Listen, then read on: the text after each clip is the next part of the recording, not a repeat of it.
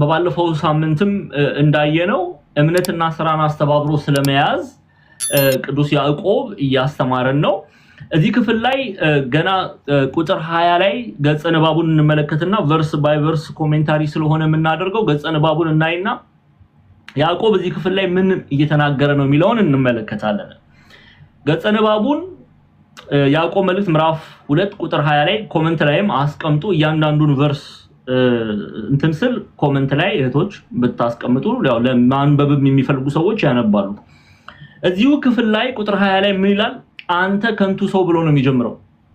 ያዕቆብ መልእክቱን ሲጀምር ምዕራፍ 2 ቁጥር 20 ላይ ያዕቆብ ነው እዛ ስለሆነ ከዛ ነው የምንቀጥለው። አንተ ከንቱ ሰው እምነት ከስራ ተለይቶ የሞተ መሆኑን ልታውቅ ትወዳለህን ብሎ ይጠይቃል። ኦኬ እምነት ከስራ ተለይቶ የሞተ እንደሆነ ልታውቅ ትወዳለህን በማለት ይጀምራል። ዛሬ የምናየው ይሄንን ነው። ማን ነው ከንቱ ሰው የተባለ የሚለውን እንመለከታለን። ከንቱ ያስባለውስ ምንድነው የሚለውን አያይዘን ምናይ ይሆናል ማለት ነው። እንግዲህ አንተ ከንቱ ሰው እምነት ከሥራ ተለይቶ የሞተ መሆኑን ልታውቅ ትወዳለህን ብሎ የሚጠይቀው ያዕቆብ ከንቱ የሚለው በደንብ ስሙ። ያዕቆብ ከንቱ የሚለው ፍሬ የማያፈራ እምነት በደንብ ስሙ። ፍሬ የማያፈራ የመንፈስ ቅዱስ ፍሬ የማያፈራ እምነት የያዘውን ሰው ነው። በቃ እኔ አምኛለሁ ግን አምኛለሁ ብሎ ስራ የማይሰራውን ኦኬ እምነቱን ከስራ ጋር ያላስተባበረውን አማናዊ እምነትን ገንዘብ ያላደረገውን የመንፈስ ቅዱስ ፍሬ የማያፈራውን ሰው ከንቱ ብሎ ይጠራዋል። አቤት ዘመን! በዚህ ዘመን ስንት ከንቱ ሰዎች አሉ መሰላችሁ። እኔ አይደለም ያልኩት ያዕቆብ ነው የሚናገረው። ስሙ። አንተ ከንቱ ሰው እምነት ከስራ ተለይቶ የሞተ መሆኑን ልታውቅ ትወዳለህን ብሎ ይጠይቃል። ኢትዮጵያውያንም ሆነ ግብፃውያን መተርጉማን ይሄንን ሐሳብ ሲያብራሩ በተለይ ከግብፃውያን የግብፅ አባት ብፁዕ አቡነ ሽኖዳ ይቅርታ ቄስ ቴዎድሮስ ማላቲ በፓትሪስቲክ ኮሜንታሪያቸው ላይ እንደ የጄምስ the epistle of James chapter 2 verse 20 ላይ ገብታችሁ ብትመለከቱ እንዲህ ይላሉ። ላንበበው ቃሉ the apostle በኋላ ትርጉሙን ነግራችኋለሁ. The apostle is directing his talk to a man whose face was foolish because he does not have works ይላል. That is why he called him oh foolish man. ምን ይያለ ነው ሐዋርያው እዚህ ክፍል ላይ አንተ ከንቱ ሰው ብሎ የሚናገረው ሐዋርያው ያዕቆብን ነው የሚናገሩት። ያዕቆብ ነው የሚናገረው። ስለዚህ ሐዋርያው ሲሉ ያዕቆብን ነው። ሐዋርያው ማንን ነው ከንቱ ሰው ብሎ የተናገረው የሚለውን ያብራሩልናል። ሐዋርያው ንግግሩን ያነጣጠረው እምነቱ ከንቱ በሆነው ሰው ላይ ነው። እምነቱ ከንቱ በሆነው ሰው ላይ ነው። በእምነቱ ከንቱ በሆነው ሰው ላይ ነው ካሉ በኋላ ምክንያቱም እርሱ ስራ የለውምና ይሄ ከንቱ እምነትን የያዘ ሰው እምነቱ ለምንድነው ከንቱ የተባለው? ስራ የለውምና አማናዊ እምነት አይደለም የያዘው። ቅዱስ ጳውሎስ ለገላትያ ክርስቲያኖች በላከው መልእክቱ ላይ በፍቅር የሚሰራ ስራ አልያዘም ይሄ እምነት። ስለዚህ እምነቱ ከንቱ ሆኖ ተቆጥሮበታል። ስለዚህ ይሄንን ሰው እምነቱ ከንቱ በሆነው ሰው ላይ ነው ምክንያቱም እርሱ ስራ የለውምና። ይህ ስለሆነ ነው ያዕቆብ ይህን ሰው አንተ ከንቱ ሰው ያለው ብሎ ያስቀምጣል። እየሰማችሁ ነው? ስለዚህ ያዕቆብ እዚህ ክፍል ላይ ያዕቆብ መልእክት ምዕራፍ 2 ቁጥር 20 ላይ ትንሽ አስጠጊው ቁጥር 20 አስጠጊው አዎ አንተ ከንቱ ሰው እምነት ከሥራ ተለይቶ የሞተ መሆኑን ልታውቅ ትወዳለህን የተባለው ከንቱ ተብሎ የተጠራው ሰው ፍሬ የማያፈራ እምነት የያዘውን ሰው ያንን ሰው እምነቱን ከሥራ ጋር ያላስተባበረውን ሰው ነው ከንቱ ብሎ ያዕቆብ የሚጠራው። ከንቱ የሆነ እምነት ነው ያያዘው።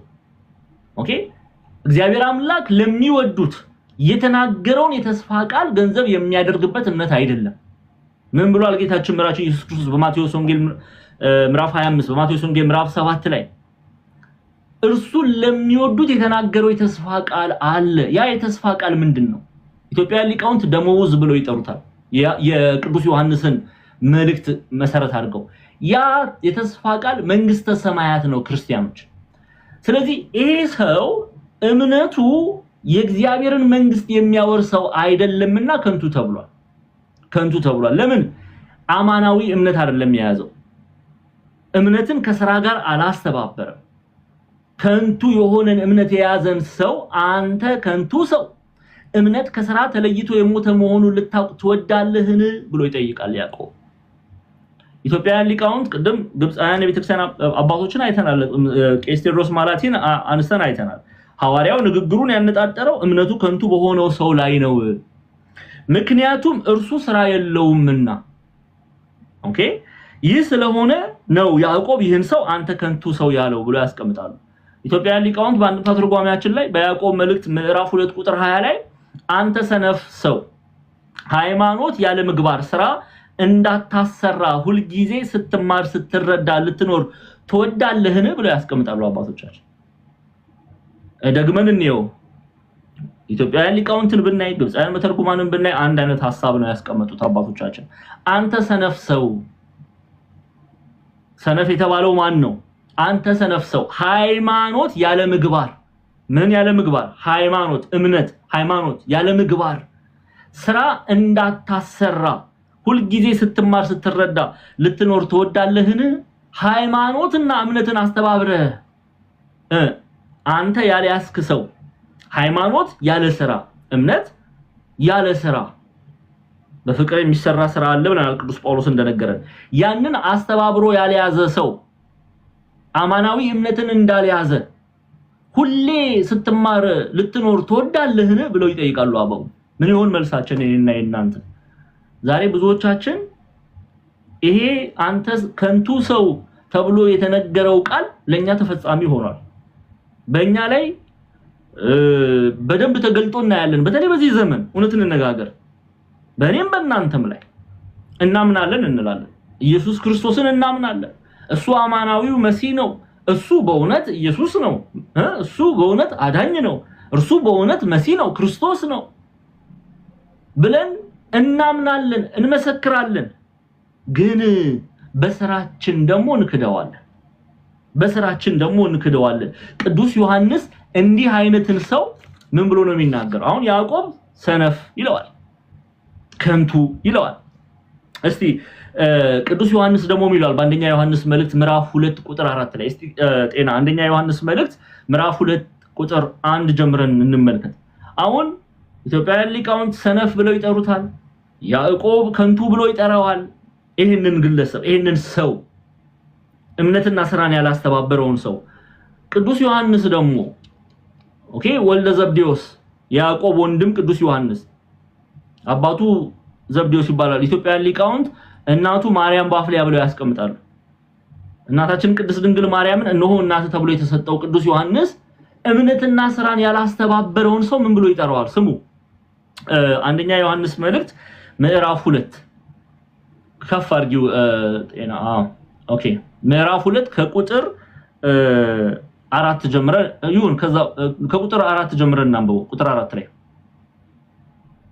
ላይ ኦኬ፣ አውቄዋለሁ የሚል ማንን አውቄዋለሁ የሚል?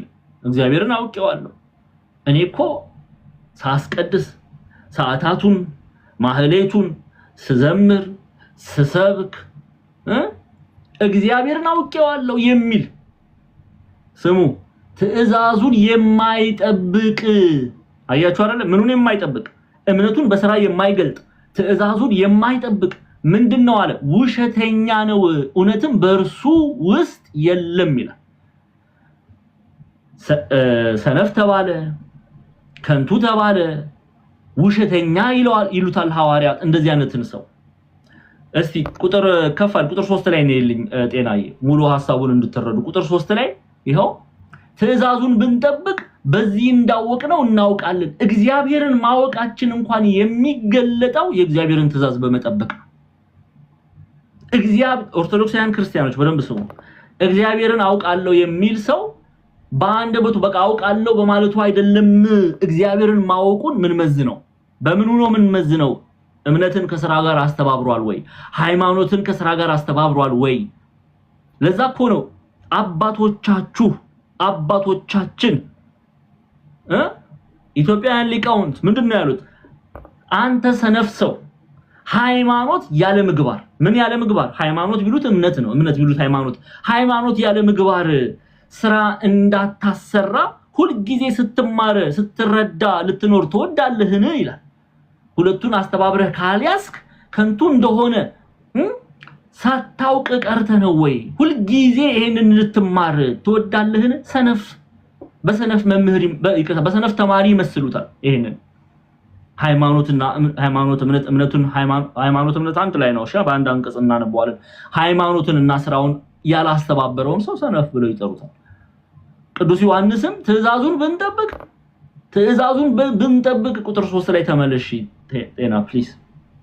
ትእዛዙን ብንጠብቅ በዚህ እንዳወቅነው እናውቃለን። ስለዚህ እግዚአብሔርን አውቃለሁ የሚል ሰው በምን ይታወቃል? የእግዚአብሔርን ትእዛዝ በመጠበቅ እምነትና ስራን አስተባብሮ በመያዝ ንስሐ በመግባት ስጋው ደሙን በመቀበል ከእግዚአብሔር ጋር በመተባበር በፍቅር የሚሰራውን ስራ በመስራት የምትወዱኝ ከሆነ ትእዛዛቴን ጠብቁ እንዳለ ጌታችን መድኃኒታችን ኢየሱስ ክርስቶስ ትእዛዙን በመጠበቅ እግዚአብሔርን ማወቁን እንመሰክራለን። አውቄዋለሁ የሚል ግን አለ ቅዱስ ዮሐንስ እዛው ቁጥር 4 ላይ አውቄዋለሁ የሚል ትእዛዙን የማይጠብቅ እሱ ምንድነው አለ? ውሸተኛ ነው አለ። ይኸው አውቄዋለሁ እያለ እግዚአብሔርን አውቃለሁ እንደኔ እኮ የሚያስቀድስ የለም፣ እንደኔ እኮ የሚዘምር የለም፣ እንደኔ እኮ የሚሰብክ የለም። እና አንዳንዶቻችን አቤት ከሌ እኮ ሲያስተምር እሱ እኮ በቃ እግዚአብሔርን አወቀ ጨረሰ፣ አቤት ከሌ እኮ ስለ እግዚአብሔር ያለው ዕውቀት እንላለን አንዳንዶቻችን። ለኔና ለናንተ ሚዛን የምናደርገው ምንድነው? ክርስቲያኖች እኛ ሚዛን የምናደርገው አቤት ጥቅስ ሲናገር አቤት ስትዘምር ድምጿ እሷ እኮ በቃ እግዚአብሔርን በጣም ነው እኮ የምታከብረው በጣም ነው እኮ የምትወደው እንላለን አይደል? አቤት እሱ እኮ ሲያስተምር አቤት ከሌ እኮ ሲቀድስ የኔና የናንተ አንድ ሰው እግዚአብሔርን አውቋል ብለን የሆነ ሚዛን ላይ ስናወጣ ሚዛን እንዲደፋልን የምንፈልገው የድምጹ ማማር ሲሰብክ ድምጹን ጎርነን ማረጉ የመጽሐፍ ቅዱስ ጥቅሶችን መናገሩ የአባውን ትምህርት መመስከሩ ያ ብቻ አድርገን ነው የምንይዘው አይደለም። ያ ብቻ ሊሆን አይገባም። በህይወት የተገለጠ እምነት እግዚአብሔርን ያ ሰው እንደሚያውቅ ይገልጻል።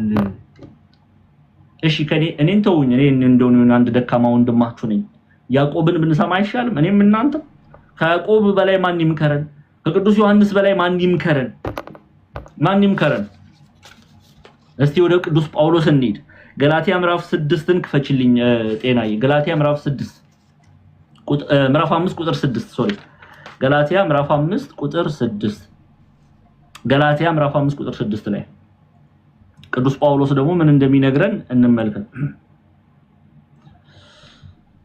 ገላትያ ምዕራፍ 5 ቁጥር 6 ይኸው አሁን ቅዱስ ጳውሎስ ደግሞ ምን አለ? ያዕቆብም ዮሐንስም ቅዱስ ጳውሎስንም እንመልከት። በክርስቶስ ኢየሱስ ሆኖ ማለትም ሃይማኖትና እምነትን የያዘ ሰው በክርስቶስ ኢየሱስ ሆኖ ሲል እምነቱን ነው እየተናገረ ያለው። በክርስቶስ የሚያምን ሰው በክርስቶስ ኢየሱስ ሆኖ በፍቅር የሚሰራ እምነት እንጂ መገረዝ ቢሆን ወይም አለመገረዝ አይጠቅምም ማለት። ግዝረት በአዲስ ኪዳን በጥምቀት ተተክቷል። ዛሬ ላይ እኔና እናንተ አንገረዝም። በዘመኑ በገላትያ በነበረችው ቤተክርስቲያን ግን አሕዛብ ተነስተው አይሁዳውያን ተነስተው ካልተገረዛችሁ አይሁዳውያን ካልሆናችሁ አትድኑም ብለው የሚያስተምሩ ሐሰተኞች ነበሩ። ስለዚህ ቅዱስ ጳውሎስ መገሰጽ ነበረበት፣ እነሱን መምከር ነበረበት፣ ማቅናት ነበረበት። ስለዚህ ምን አለ? በክርስቶስ ኢየሱስ ሰው አምኖ እምነትን ይዞ በክርስቶስ ኢየሱስ ሆኖ በፍቅር የሚሰራ እምነት እንጂ መገረዝ ቢሆን ወይም አለመገረዝ አይጠቅምም። ለጤና ሊጠቅም ይችላል የተገረዘ ሰው በጤና አኳያ፣ መንፈሳዊ ይዘት ግን የለውም። ግዝረት በአዲስ ኪዳን በጥምቀት ተተክቷል። ይሄን ሲመክራቸው በክርስቶስ ኢየሱስ ሆኖ በፍቅር የሚሰራ እምነት ነው። በፍቅር የሚሰራ የተባለው ስራን ነው። የመንፈስ ቅዱስ ፍሬን ማፍራት በክርስቶስ ሰው አምኖ የመንፈስ ቅዱስ ፍሬ ካላፈራ ምንም አይጠቅመውም።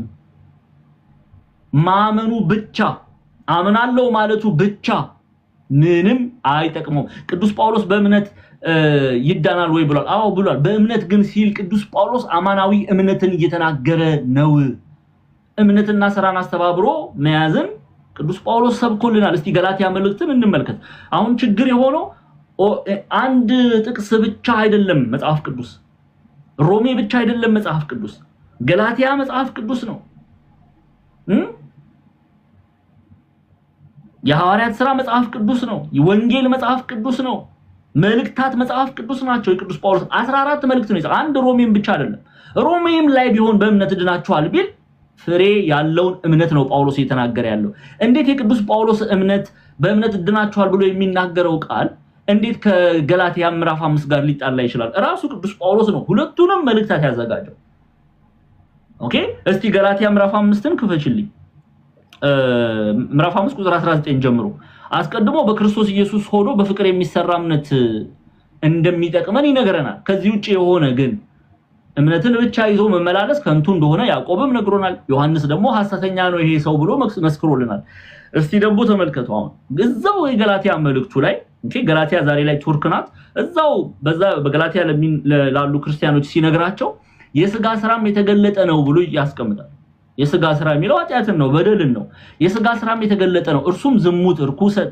መዳራት ጣዖት ማምለክ ሟርት ጥል ክርክር ቅናት ቁጣ አድመኝነት እያለ ይቀጥላል ተመልከቱ መለያየት መናፍቅነት ምቀኝነት መግደል ስካር ዘፋኝነት ይሄን የሚመስል ነው አስቀድሜ እንዳልኩ አለ ስሙ እነዚህን የሚያደርጉ የእግዚአብሔርን መንግስት አይወርሱም አያችሁ አይደለ እምነትን ብቻ ይዞ ኦኬ አምናለሁ ብቻ ብሎ ግን ደግሞ በኃጢአት ሰው የሚመላለስ ከሆነ በበደል የሚመላለስ ከሆነ በክፋት የሚመላለስ ከሆነ ያ ሰው እምነቱ ከንቱ ነው ብሏል ያዕቆብ ቅዱስ ጳውሎስ ደግሞ ምን ብሎ ያስቀምጣል እነዚህን በኃጢአት የሚመላለስ እነዚህን የሚያደርጉ ምን አይልም ማለት የእግዚአብሔር መንግስት አይሰራ እኮ ነው አይደል ይሄ እኮ በፍቅር የሚሰራ ስራ ብሎ ራሱ ቅዱስ ጳውሎስ የተናገረው ቃል እኮ ነው ስለዚህ እነዚህን የሚፈጽም የሚበድል የእግዚአብሔርን ቃል የሚተላለፍ የእግዚአብሔርን መንግስት አይወርስም ታዲያ ማን ነው የእግዚአብሔርን መንግስት የሚወርሰው እዛው ያስቀምጥልናል ይሄው የመንፈስ ፍሬ ግን ይላል የመንፈስ ቅዱስ ፍሬ አሁን በእምነት የሚሰራ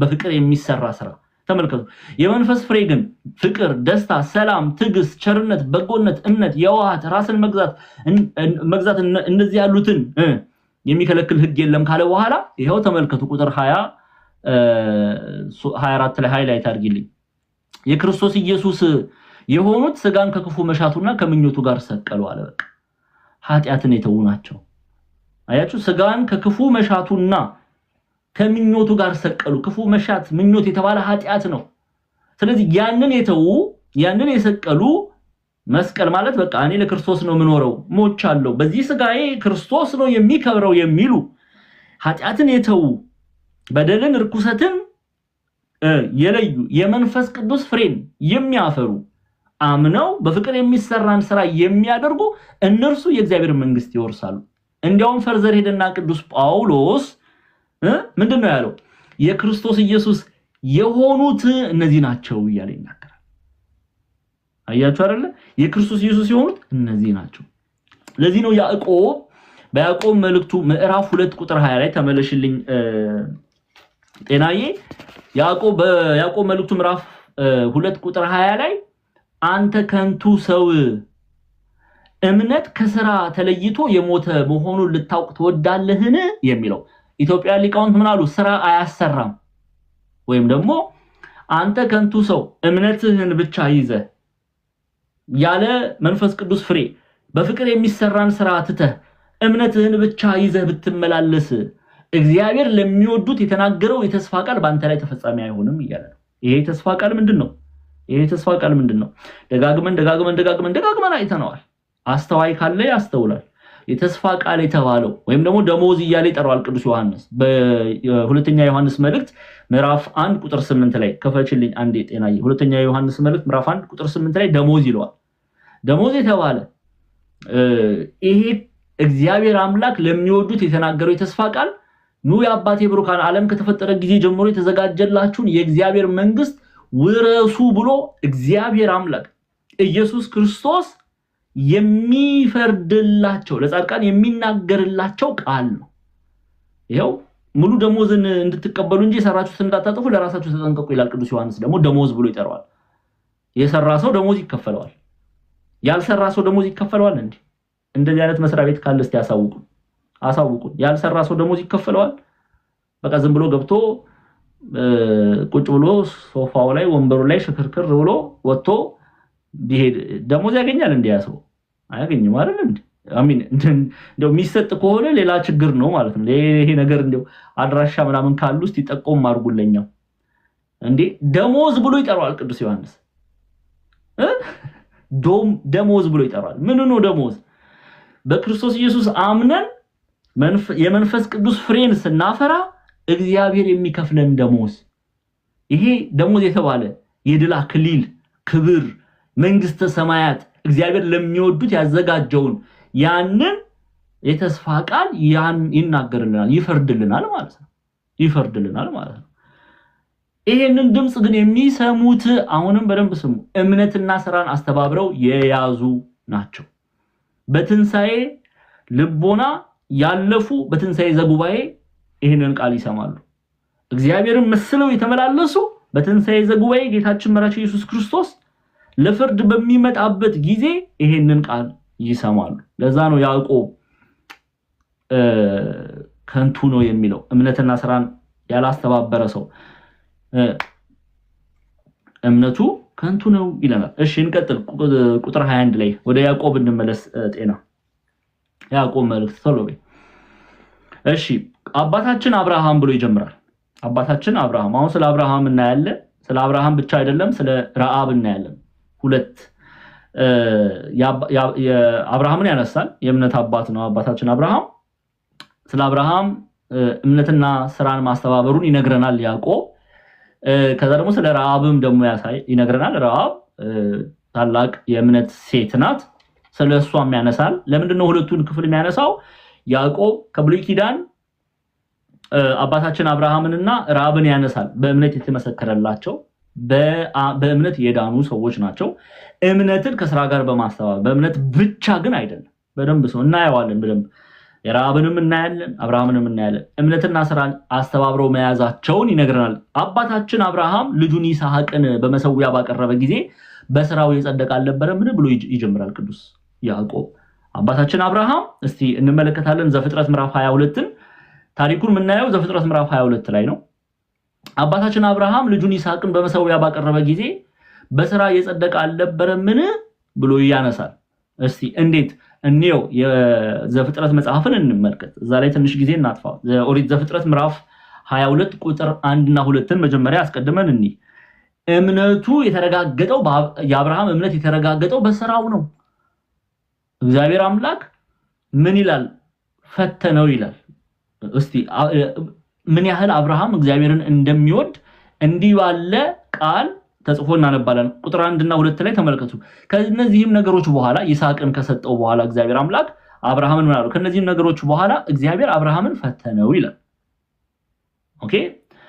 እንዲህም አለው፣ አብርሃም ሆይ አብርሃም እነሆ አለ ይላል።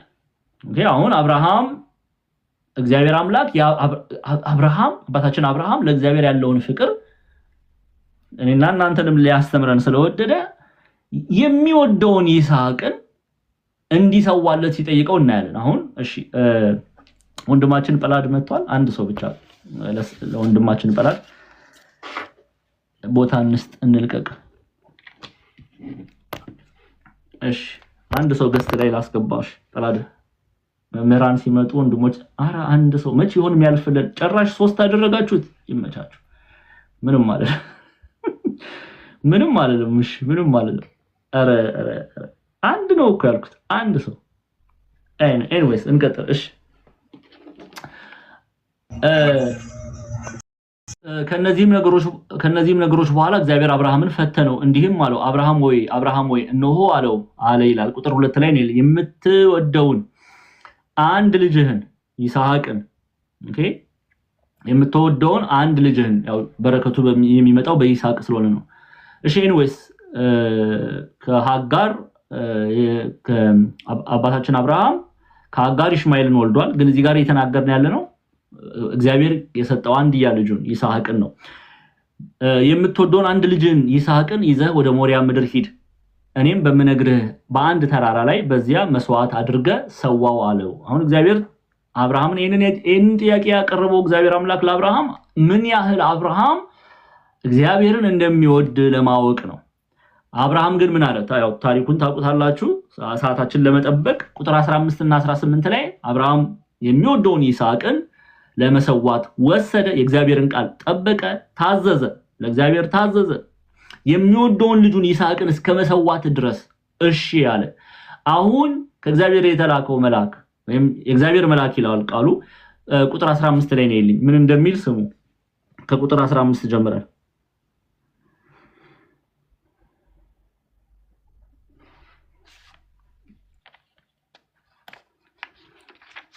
የእግዚአብሔር መልአክ አብርሃምን ከሰማይ ሁለተኛ ጊዜ ጠራው ይላል። አሁን እንዲህም አለው እግዚአብሔር በራሴ ማልሁ። አሁን ይሄንን የሚለው ያንን ሁሉ ካደረገ በኋላ ነው። አብርሃም ለእግዚአብሔር ከታዘዘ በኋላ ነው። እንዲህም አለው እግዚአብሔር በራሴ ማልሁ ይላል። ይህ ነገር አድርገሃልና ምንድነው ይሄን ነገር አድርገሃል ማለት? የምትወደውን አንድያ ልጅን ይስሐቅን ለእግዚአብሔር ታዘ። ኦኬ በእምነት ወጣሃልና ኦኬ ይሄን ነገር በራሴ ማልኩ ይላል። ይሄን ነገር አድርገሃልና አንድ ልጅህን ይስሐቅን አልከለከልህምና በእውነት በረከትን ከፋል ያርክሽ በእውነት በረከትን እባርካለሁ። ዘርህን እንደ ሰማይ ከዋክብት በባህር ዳር እንዳለ አሸዋ አበዛለሁ። ዘርህም የጠላቶችን ደጅ ይወርሳል። ቀጥይ እንዲህ ባለ በረከት ሲባርከው እናያለን። ጤና ቶሎ ሰዓት የለንም። የምድር አህዛብ ሁሉ በዘርህ ይባረካሉ ካለ በኋላ ምን አለው? ቃሌን ምን ብለሃልና? ቃሌን ሰምተሃልና። አያችሁ አይደለ? ተገዝተሃልና፣ ታዛሃልና፣ ቃሌን ሰምተሃልና ብሎ እግዚአብሔር አምላክ ሲባርከው እናያለን አብርሃም። ለዚህ ነው ወደ ያዕቆብ መልእክት ስትመለሱ አባታችን አብርሃም ልጁን ይስሐቅ በመሰዊያ ባቀረበ ጊዜ በሥራ የጸደቀ አልነበረምን? እምነቱን በሥራ የገለጠ አይደለምን? እያለን ነው። አማናዊ እምነቱን የገለጠው አብርሃም በምኑ ነው? በሥራው ነው እያለን ነው። ያዕቆብ ሥራው ምንድነው? ለአብነት ይሄ ብቻ አይደለም ግን ለአብነት አብርሃም ለእግዚአብሔር አምላክ መታዘዙን የይስሐቅን ታሪክ አምጥቶ ያዕቆብ ይነግረናል። በመጽሐፍ የበረታ ነው ሐዋርያው። ስለዚህ በዘፍጥረት 22 ላይ የተጻፈውን ክፍል አንስቶ አብርሃም ለእግዚአብሔር ቃል መታዘዙን የእግዚአብሔርን ቃል መስማቱን አንስቶ በሥራው የጸደቀ አይደለምን ይላል። ታዲያ እንደው እምነትና ስራን ነጣጥለን ልናይ አይገባም ጎበዞች። የአብርሃም እምነት ስራ ያለው ፍሬ የሚያፈራ እምነት ነው። እውነተኛ እምነት ነው። ይሄ ተገለጠ። እንዴት ተገለጠ? የእግዚአብሔርን ቃል ይሄው ቃሌን ሰምተሃልና በሚለው ቃል የአብርሃም እምነት ተገለጠ። አማናዊ እምነት መሆኑን እንረዳለን፣ እንመለከታለን፣ እናያለን። እግዚአብሔር አምላክን በእውነት እንደወደደ በእውነት እንዳመነ ስለተገለጠ ያዕቆብ ምን ብሎ አመጣ? አስተውሉ። ያዕቆብ መልእክቱን ሲጽፍ ማንን አስቀድሞ እዚሁ ክፍል ላይ ማለት ነው ከቁጥር ወደ ኋላ መለስ ስንበልና ያዕቆብ መልእክትን ስንመለከት ቁጥር 20 ላይ ስለ አንድ ከንቱ ሰው ነው እየጻፈ ያለው። ይሄ ከንቱ ሰው እምነቱ ፍሬ የማያፈራ እምነት የያዘን ሰው ነው። እምነቱ ከንቱ የሆነበትን ሰው ነው እየተናገረ። አሁን ሪሊ ቴክስቹዋል ስናነብ ቢብሊካል ባክግራውንዱን ማወቅ ያስፈልጋል። ኮሜንታሪ ስናጠና አሁን ያዕቆብ እዚህ ጋር ምን እየጻፈ ነው ወይም ስለማንን እየተናገረ ነው? አስቀድሞ ፍሬ የማያፈራ እምነት የያዘውን ሰው ነው እየተናገረ ያለው። ገና ከመግባታችን አህዱ ብለን አይተናል። ይሄ ሰው ምንድነው? እምነቱ ከንቱ ነው። ለምንድነው እምነቱ ከንቱ የተባለው? ስራው የመንፈስ ቅዱስ ፍሬ የሚያፈራ እምነት አይደለም የያዘው።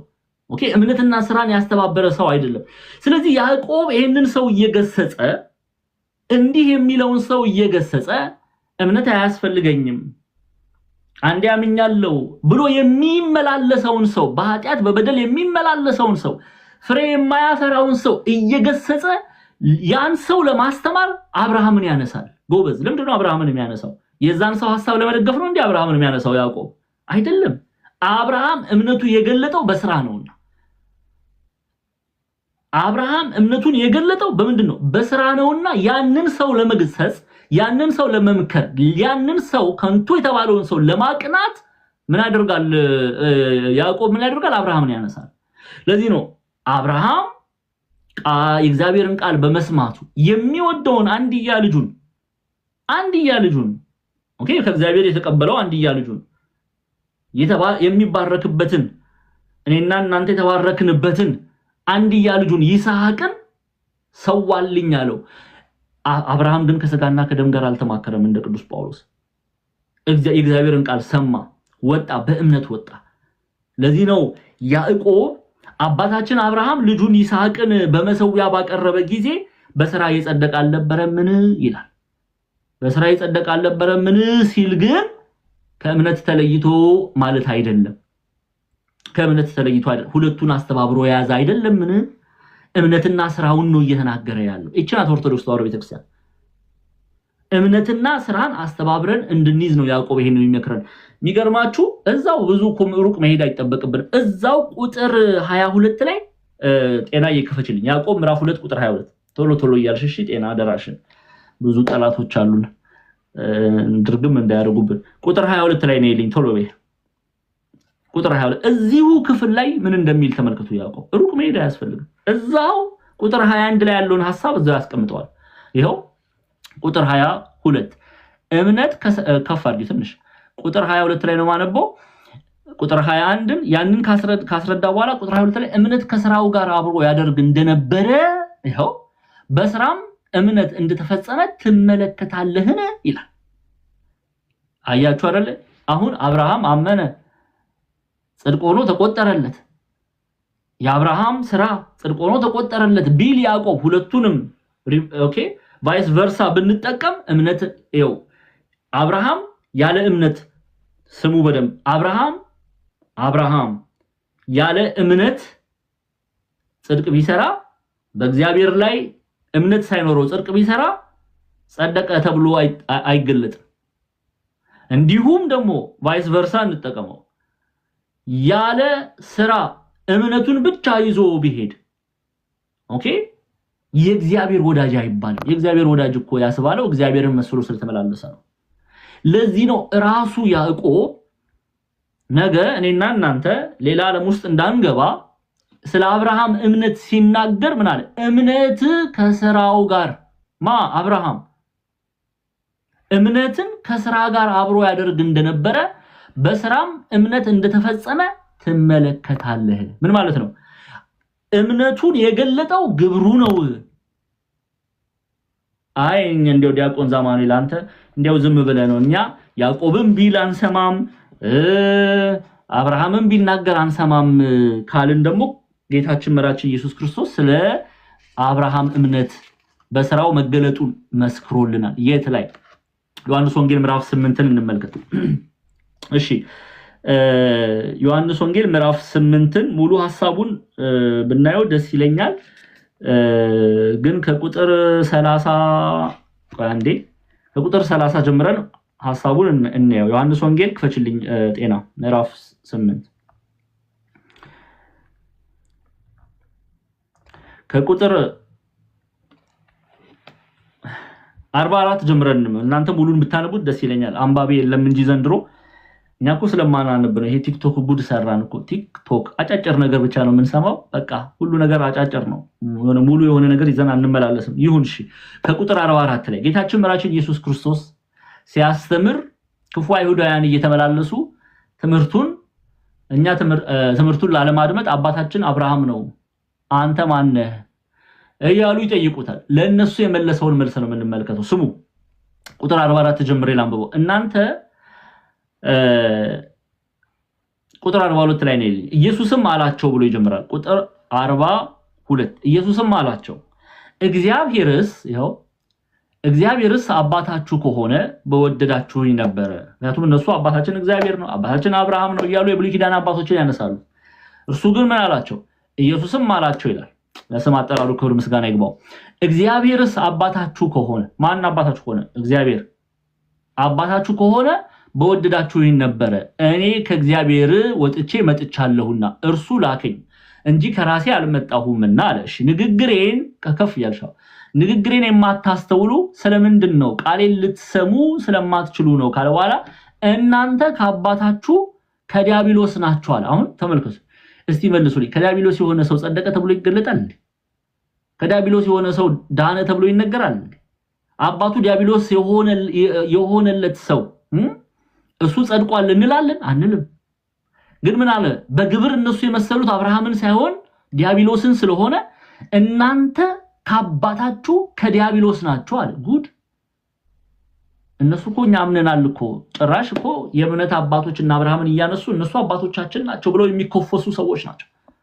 ስለዚህ ምን አላቸው? እናንተ ከአባታችሁ ከዲያብሎስ ናችሁ፣ የአባታችሁን ምኞት ልታደርጉ ትወዳላችሁ። ግብር የዲያብሎስን ምኞት ልታደርጉ ትወዳላችሁ።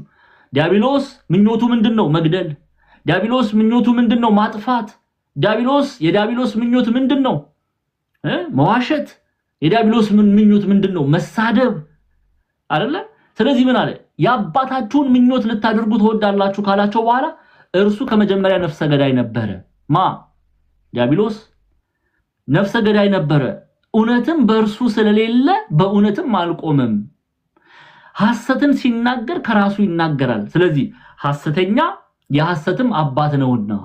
ቀጥይሽ ከፍ ያልሽ እኔ ግን እውነትን የምናገር ስለሆን አታምኑኝም። ከናንተ ስለ ኃጢአት የሚወቅሰኝ ማን ነው? እውነት የምናገር ከሆንኩ እናንተ ስለምን አታምኑኝም ማለት ስለዚህ አባታችን አብርሃም ነው ሲሉ እያዋሹ ነው ማለት ነው። ለምንድነው የሚዋሹት? በግብር አብርሃምን ስላልመሰሉ። እነሱ በግብር የመሰሉት ዲያብሎስን ነው። ስለዚህ አባታችሁ ዲያብሎስ ነው። አባታችሁ ምንድነው? ዲያብሎስ ነው። ይሄ ምን ነው የሚናገረው? የአብርሃም እምነት በስራ የተገለጠ ነው። ጎበዝ! አብርሃም እምነቱ የተገለጠው በምንድነው? በስራው ነው። ለዚህ ነው እግዚአብሔር አምላክ ኢየሱስ ክርስቶስ ስጉ ቃል ኢየሱስ ክርስቶስ መሰከረለት ለአብርሃም። እናንተ አባታችሁ አብርሃም አይደለም። ስለዚህ ማን ነው? ዲያብሎስ ነው። የምትመስሉት በግብር አብርሃምን ሳይሆን ዲያብሎስን ነው። እስቲ አንዴ ከፍ አድርገሽ ገጸ ንባቡን ደግመን እናንብበው። ይሄው ቆይ አቁሚል። ይሄው ቆይ እሺ አንዴ እሱ ጋር ንግግሬን የማታስተውሉ ስለምንድን ነው? ቃሌን ልትሰሙ ስለማትችሉ ነው። እናንተ ከአባታችሁ ይላል ከፍ አድርጊው ከዲያብሎስ ናችሁ። እነሱ አባታችን አብርሃም ነው ብለው ይናገሩ ስለነበረ አባታቸውን ስላልመሰሉ አባታችሁ ዲያብሎስ ነው ተባለ። ስለዚህ የአብርሃም እምነት ክርስቲያኖች የተገለጠው በስራው ነው ይለናል ያዕቆብ። ኦኬ አማናዊነቱ የተገለጠው በስራው ነው። ለእግዚአብሔር በመታዘዙ የእግዚአብሔር ወዳጅ ተብሏል። አብርሃም የእግዚአብሔር ወዳጅ ተብሏል። እስቲ ሁለት የቤተ ክርስቲያን አባቶችን እንመልከት። አንድ ጊዜ ወደ ያዕቆብ መልእክት ላይ ተመለሽልኝ። ያዕቆብ መልእክት ምዕራፍ 21 ያዕቆብ ምዕራፍ 2 ቁጥር 21 አባታችን አብርሃም ልጁን ይስሐቅን በመሰዊያ ባቀረበ ጊዜ በሥራ የጸደቀ አልነበረምን? ከእምነት ከሥራው ጋር አብሮ 22ንም አብረን እናንብበው። እምነት ከሥራው ጋር አብሮ ያደርግ እንደነበረ በሥራም እምነት እንደተፈጸመ ትመለከታለህና ይላል። ኦኬ እንግዲህ ሁለቱንም ክፍል አይተናል። የቤተክርስቲያን አበው አሁን ለምሳሌ ሲሪየል ኦፍ አሌክዛንድሪያ እስክንድሪያው ቄርሎስ ይሄን ክፍል ምን ብሎ ነው የሚያስቀምጠው? ትርጉም በእንግሊዘኛ ነበውና በትርጉም ደግሞ እንመለከተዋለን። የአብርሃምን እምነት ያነሳል። የአብርሃምን እምነትና በፍቅር የሚሰራ ስራውን ያነሳል። እንዲህ ይላል just as faith okay Cyril of Alexandria ነው ኮት እያደረኩ ያለሁት just as faith without work is dead so the reverse is also true ይላል therefore let integrity and faith shine forth along with the glories of upright living ይላል። ምን እያለን ነው ቄርሎስ? ያለ ልክ እምነት ያለ ስራ የሞተ እንደው ብትጽፉ ደስ ይለኛል። ልክ እምነት በእግዚአብሔር ላይ ያለ እምነት ልክ እምነት ያለ ስራ ያለ መልካም ስራ የሞተ እንደሆነ ይላል። የዚህ ተገላቢጦሽም እውነት ነው ይላል። የዚህ ተገላቢጦሽ ምንድነው እናያለን። ስለዚህ በእምነት ውስጥ ባለ አንድነት የትክክለኛ ህይወት ውበት ይንጸባረቃል ይላል። ስለዚህ የዚህ ተገላቢጦሽም ትክክል ነው ሲል አንድ ሰው ያለ እምነት ኦኬ ሳያምን ሳያምን መልካም ስራ ቢሰራ በክርስቶስ ኢየሱስ ሳያምን መልካም ስራ ቢሰራ እንደው አሉ አራው እንደው ስም ማንሳት አያስፈልግም አንዳንዶቻችሁ ሁሉ ልትከራከሩላችሁ ትችላል አቤት ይሄ ሰው እኮ ደግ ነው አቤት የተቸገሩ ሰዎች ሲረዳ ምናምን እንላለን በክርስቶስ ኢየሱስ የማያምን ግን አምላክ የለው ኦኬ አምላክ የለው ፍሬ አያፈራም ምንም የፈለገ ነገር ያለውን ንብረት ሁሉ ቢሰጥ ያለውን ሀብት ቢያፈስ እንዲያው ድሆችን እያሰለፈ ቢመግብ በክርስቶስ ኢየሱስ የማያምን አምላክ የለውም ይላል ቅዱስ ዮሐንስ እና ያለን የመጽሐፍ ቅዱስ ክፍልን ሁለተኛ ዮሐንስ መልእክትን ትከፍችልኛለሽ ጤና በተመሳሳይ መልኩ ቄርሎስ እንደሚነግሩን በተመሳሳይ መልኩ እምነት ያለ ስራ ከንቱ ነው እምነትና ስራን ያላስተባበረ ሰው እምነቱን በስራ ያልገለጠ ሰው ከንቱ ነው እንዲሁም በክርስቶስ ሳያምን በእግዚአብሔር ሳያምን ደግሞ መልካም ቢያደርግም ስራም ያለ እምነት ከንቱ ነው ስለዚህ አንነጣጥለውም ነው የምትለው ኦርቶዶክሳዊት ቤተክርስቲያን ይሄው አባቶች እኮ እዚህ ያሉ አይደል እንዴ አንነጣጥልም እምነትና ስራ ሰው በእምነት ድኗል ሲባል ፍሬ የሚያፈራውን እምነት ነው ቤተክርስቲያን ትናገራለች ኦርቶዶክሳዊት ቤተክርስቲያን በእምነት ድነሻል በእምነት ድነሃል ትላለች ግን ይሄ እምነት አማናዊውን እምነት ነው የምትናገረው ፍሬ ያለውን ስራ የሚሰራውን የሚያፈራውን እምነት ነው ቤተክርስቲያን የምትናገረው እስቲ ወደ ቅዱስ ዮሐንስ ከመምጣቴ በፊት ደግመን እንየው ይሄንን ክፍል ምንድነው ያለው ቄርሎስ ልክ እምነት ያለ ስራ የሞተ እንደሆነ እሺ የዚህ ተገላቢጦሽም እውነት ነው ስለዚህ በእምነት ውስጥ ባለ አንድነት የተከክለኛ ህይወት ውበት ይንጸባረቃል በእምነት ውስጥ ያለ አንድነት እምነትና ስራን አንድ አርጎ ማሰር ይሄ ነው ውበት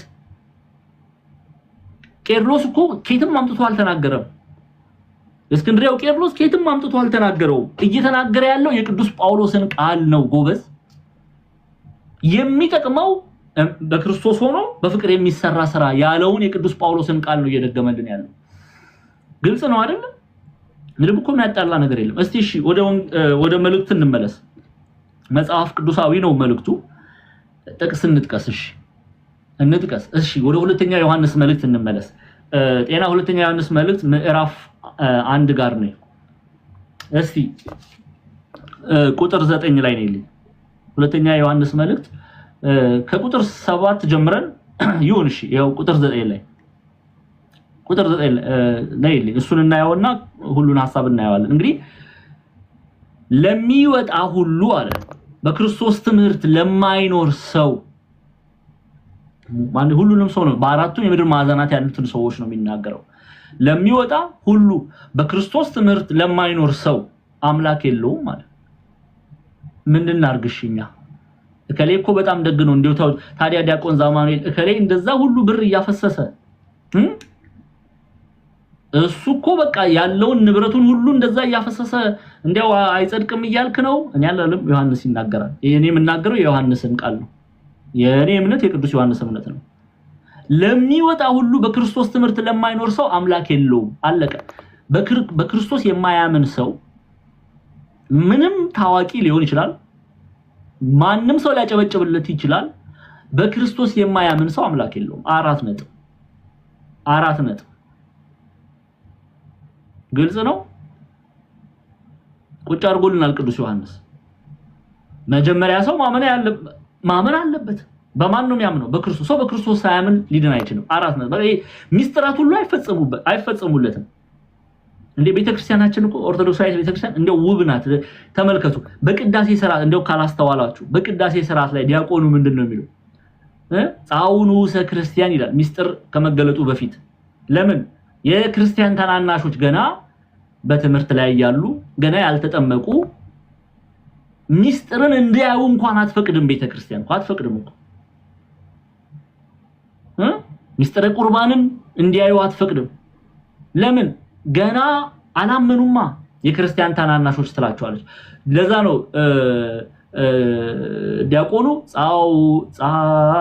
ጻውኑ ክርስቲያን ይለው ከዛስ በኋላ ተንስኡ ብሎ ይቀጥላል ምን ይያለ ነው እኛ አብረን እዛ ቁጭ እንላለን ውጡ ይያለ እኮ በቃ የክርስቲያን ታናናሾች ሚስጥር ሊገለጥ ነው ሚስጥረ ቁርባን ሊገለጥ ነው እናንተ ይሄንን ከዚህ ሚስጥር ልትካፈሉ አትችሉም ለምን ማመን ይቀድማል ጎበዝ ስለዚህ ክርስቲያን ታናናሾች ውጡ እየተባለ ነው። ግልጽ ነው አይደል? ወንጌል ናት ቤተክርስቲያን ራሱ ቅዳሴዋ ወንጌል ነው። ለዛ ነው ለሚወጣ ሁሉ በክርስቶስ ትምህርትም ለማይኖር ሰው አምላክ የለውም ማለት። አሁን ቅድም ያዕቆብ እንደነገረን ቅዱስ ቄርሎስም እንደተናገረው የእስክንድርያው ቄርሎስ ኦኬ። አሁን ደግሞ እዚሁ እንመልከት። ይቀጥልና ቅዱስ ዮሐንስ ሰው በክርስቶስ ትምህርት ለሚኖር ደግሞ አብና ወልድ አሉት ይላል። በማን ለሚኖር? በክርስቶስ ትምህርት ለሚኖር እርሱ እግዚአብሔር አለው፣ እርሱ አምላክ አለው እያለ ነው። ከኔ ጋር ናችሁ? እሱ አምላክ አለው። ሰው በክርስቶስ ኢየሱስ አምኖ በሚሰራው የፍቅር ስራ እግዚአብሔር ለሚወዱት የተናገረውን የተስፋ ቃል ያላብሰዋል። ያንን ነው ያዕቆብ እየተናገረ ያለው። ይሄንን ደግሞ ቅዱስ ዮሐንስ የሚናገረው ለነማን ነው? ለነሮምና እኮ ነው። ለሮምናና ለቤተሰቦቿ ኦኬ፣ ለልጆቿ ምንድነው የሚለው? ገና ሲጀምር እሷ እኮ አምናለች። ገብታችሁ ብታዩት አንድምታ ትርጓሜያችንን የቤተክርስቲያን መጽሐፍት ነው። የቤተክርስቲያን የቅዱስ ዮሐንስ መልእክት ትርጉም ነው። ኦኬ፣ መልእክተ ዮሐንስ ሁለተኛ ገብታችሁ አንብቡት ትርጉሙን። ፕሮክሮስ እና ዮሐንስ አስቀድመው ወደ እሷ ቤት ገብተዋል፣ አስተምረዋታል። ኦኬ፣ ከዛ ወደ ቤተክርስቲያን ተጨምራለች። አሁን ካመነች በኋላ ነው የሚጽፍላት ጎበዝ። አይ ይሄ እኮ ሳያምኑ በፊት ነው ልንል አንችልም። ካመነች በኋላ ነው የሚጽፍላት። እስቲ ከፍ በይና ቁጥር 1 2 3 እንመልከት። ጤናዬ ቶሎ ካመነች በኋላ ነው የሚጽፍላት። ክርስቲያኖች ስሙ። በእኛ ስለሚኖርና ከኛ ጋር ለዘላለም ስለሚሆን እውነት እኔ ሽማግሌው ዮሐንስ ነው በእውነት ለምወዳቸውና እኔ ብቻ ሳልሆን እውነትን የሚያውቁ ሁሉ ደግሞ ለሚወዷቸው ለተመረጠች እመቤትና ለልጆቿ እውነት የተባለ ክርስቶስ ነው። እውነት የተባለ እግዚአብሔር ቃልን ነው። ክርስቶስን የሚያውቁ የእግዚአብሔርን ቃል የሚያውቁ ማወቃቸው ደግሞ በፍቅር በሚሰራ ስራ የተገለጠ እነሱ ክርስቲያኖችን ነው የሚናገረው። ለምወዳቸው እኔ ብቻ ሳልሆን አለ። እርሱ ብቻ አይደለም፣ ቅዱስ ዮሐንስ ብቻ አይደለም የሚወዳት ሮምናንና ልጆቿን፣ አንዳንድ ልጆቿን፣ ምክንያቱም ፍሬ ስለሚያፈሩ። ቅዱስ ዮሐንስ ብቻ ሳይሆን እውነትን የሚያውቁ ክርስቶስን የሚያውቁ የእግዚአብሔርን ቃል የሚያውቁ ማወቃቸው ቅድም ራሱ ቅዱስ ዮሐንስ እንደተናገረው ማወቃቸውን በስራ የገለጡ የሚወዷቸው ቤተክርስቲያን አቅሌሲያ የክርስቲያኖች ህብረት የሚወዷቸው እያለ ነው። እኔም ወዳታለሁ፣ እሷንም በእርሷ ስርም ያሉ ልጆቿን ወዳለሁ። እኔ ብቻ አይደለሁም፣ ከኔም ጋር ያሉ እውነትን የሚያውቁ ክርስቶስን የሚያውቁ ከሐዋርያት የሚሰለፉ የሚወዷቸው። ለምንድነው የሚወዷቸው? ጎበዝ ክርስቲያኖች ለምንድነው ሮምናን እና ልጆቿን የሚወዱ? ምክንያቱም ፍሬ ያፈራች ስላለች። እሺ እንቀጥል። ለምወዳቸው እኔ ብቻ ሳልሆን አለ እውነት የሚያውቁ ክርስቶስን የሚያውቁ ሁሉ ደግሞ ለሚወዷቸው ለተመረጠች እመቤትና ለልጆቿ ካለ በኋላ ቁጥር ይሄው 3 ላይ ተመልከቱ። 2 እና 3 ከእግዚአብሔር አብና ከአብ ልጅ ከኢየሱስ ክርስቶስ ጸጋ ምሕረት ሰላም በእውነትና በፍቅር ከኛ ጋር ይሁናሉ አለ። እውነትንና ፍቅርን እምነትንና ስራን የያዘ ሰው ምን ይላበሳል እያለ ነው። ጸጋን ያገኛል፣ ምሕረትን ያገኛል፣ ሰላምን ያገኛል። እውነትን በስራ የገለጠ ሰው ፍቅር የሚለው ግብር ነው፣ ስራን ነው። ግቡና ሂዱ የአባቶችን ትምህርት አንብቡ። እምነትንና ስራን የያዘ ሰው ሮምና እና አንዳንድ ልጆቿ እምነትን በስራ የገለጡ ናቸው። እምነታቸውን በፍቅር በሚሰራ ስራ የገለጡ ስለሆነ ምን አላቸው? የእግዚአብሔር ሰላም፣ የእግዚአብሔር ምሕረት፣ የእግዚአብሔር ጸጋ ከናንተ ጋር ነው እያለ ነው። ከናንተ ጋር ብቻ አይደለም፣ ከሐዋርያት ጋር ነው። ኦኬ፣ ከሐዋርያት ጋር ብቻ አይደለም፣ ከእውነተኞቹ ደቀ መዛሙርት ጋር ነው፣ ከእውነተኞቹ ክርስቲያኖች ጋር ነው። የእግዚአብሔር ጸጋ፣ ምሕረት፣ ሰላም። ሰው የእግዚአብሔርን በረከት መብላት የሚፈልግ ከሆነ እምነትና ስራን ማስተባበር ነው ያለበት። አንዳንድ ጊዜ እኮ ቆም ብለን ልናስብ ያስፈልጋል። ለምንድን ነው ጸሎታችን የማይሰማው? እኛ እዚህ ሰው እያስለቀስን ሰው እያሳዘንን እኛ ሰውን እየበደልን ይቅር ማለትን አንፈልግም ብለን ደግሞ በእግዚአብሔር ፊት በጸሎት እንቆማለን። ይሄ ስድብ ነው ይላሉ አባቶቻችን። እኔ አይደለም ያልኩት። የቤተክርስቲያን አባት እንዲሁ አባታችን ሆይ በሰማያት የምትኖር ስምህ ይቀደስ፣ መንግስትህ ትምጣ፣ ፍቃድህ በሰማይ እንደሆነች እንዲሁ በምድር ትሁን ያለን እኔም የበደሉኝን ይቅር እንደምንል ይቅር በሉኝ። እዚህ እኮ እኛ የበደሉን ይቅር። ይሄ እኮ ስድብ ነው፣ ማጭበርበር እኮ ነው፣ በእግዚአብሔር ላይ መዘባበት ነው። ታዲያ ለምንድን ነው ይመስላችኋል ጸሎታችን መልስ ይዞ የማይመጣው? ይሄው ራሱ እኔ ላይ ማፍጠጥ የለም። ይሄው መፍትሄ ይሄው ዚሁ ራሱ ይናገራል ቅዱስ ዮሐንስ ከእግዚአብሔር አብና ከአብ ልጅ ከኢየሱስ ክርስቶስ ጸጋን ምንፈልግ ከሆነ ምህረትን ምንፈልግ ከሆነ ሰላምን ምንፈልግ ከሆነ አለ በእውነትና በፍቅር ከኛ ጋር ይሆናሉ እውነትና ፍቅር እምነትንና ስራን አስተባብረን ከያዘን እነዚህ የእግዚአብሔር ጸጋ ምህረት ሰላም ከኛ ጋር ይሆናሉ በረከት ትበላላችሁ ይያለ ነው እኛ ግን እውነትን ይዘን ፍቅር የለንም እናምናለን እንላለን በክርስቶስ እናምናለን እንላለን ፍቅር የሚለውን ላይ እንዘላለን ድሮ ጻን ይያለን የምንጫወተው ጨዋታ ነበረ የሆነና ሰምርና ከሰኞ እስከ ዓርብ ለክለክቾ ነው የሚባለው ለነገሩ እናንተ እዚህ ያላችሁ አብዛኞቻችሁ የቦሌ ልጆች ስለሆናችሁ ፕሌይስቴሽን ምናምን ነው እኔ ዲያቆን ክርስቶፎሮስ ጳላዲዮስ ተጫውተን ሊሆን ይችላል የቀሲስን አላቅም እየዘለልን ነው እኛ ምን ሄደው በቃ አንዱ ላይ እንቆምና ሰኞ ማክሰኞ ተባለ እሺ እኛ ሰኞ ላይ ቆመን ማክሰኞን ዘለን ረቡ ጉብ ነው ማለት የምንፈልገው ረቡ ለት ነው ጉብ ማለት የምንፈልገው ፍቅር የምትለው ነገር ታመናለች በፍቅር የሚሰራ ስራ የለም ስለዚህ ደሞ እናግሮመርማለን በረከትን ሳንበላ ሰንቀር ስለዚህ ምን አለ ከእግዚአብሔር አብና ከአብ ልጅ ከኢየሱስ ክርስቶስ ጸጋ ምህረት ሰላም በእውነትና በፍቅር ከኛ ጋር ይሆናሉ አለ እሺ ቀጣይ ቁጥር 4 ላይ ነው ይልኝ አሁን ስሙ ትእዛዝን ከአብ እንደተቀበልን ከልጆችሽ በእውነት የሚሄዱ አንዳንዶች ስላገኘኋቸው እጅግ ደስ ብሎኛል አሁንም እመቤቴ ሆይ እርስ በርሳችን እንድንዋደድ እለምንሻለሁ ይህቺ ከመጀመሪያ በእኛ ዘንድ የነበረች ትእዛዝ ናት እንጂ አዲስ ትእዛዝን ምጽፍልሽ አይደለም እኔ ከጌታ የተቀበልኳት ከአምላኬ ተማርኳትን ነው ላንቺ ማስተምርሽ እለምንሻለሁ በዚህ ህይወት እንድትቀጥይ አሁን በመታሳየው ያፈራሽ ባለሽው ፍሬ አንቺ ብቻ አይደለሽም ልጆችሽም ያፈሩ ባሉት ፍሬ እንድትቀጥይ እለምንሻለሁ እየሰማችሁ ሐዋርያት ይለምኑናል ፍሬ እንድናፈራ አምነን በክርስቶስ ኢየሱስ አምነን በፍቅር የሚገለጥ ፍሬ አለ በፍቅር የሚሰራ ስራ አለ አሁን ቅዱስ ዮሐንስ ይለምነናል እኔና እናንተ